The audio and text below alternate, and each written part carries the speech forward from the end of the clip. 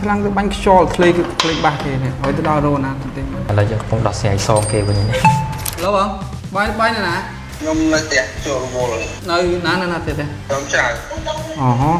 មិនអត់ទេថាឲ្យទិញកណ្ដាស់នេះមួយហ្នឹងអូល្ងាចកន្លែងស្រីគេបិទបាត់ហើយមានអីមិនបងឆ្លាំងទៅបាញ់ខ្យល់ធ្លេបាសគេនេះហើយទៅដល់រោណាទៅទេនេះតពូកោះចេញហ្នឹងវាអណ្ដាតវាអត់មើលចាស់ដាំពុំមិនហ្នឹងដល់ពេលយើងកោះមកទៅយើងបាញ់ខ្យល់ទៅវាឡាយរបស់គេឡើយឥឡូវយើងកំពុងដោះស្រាយសងគេវិញនេះតែនឹងពុកទិញ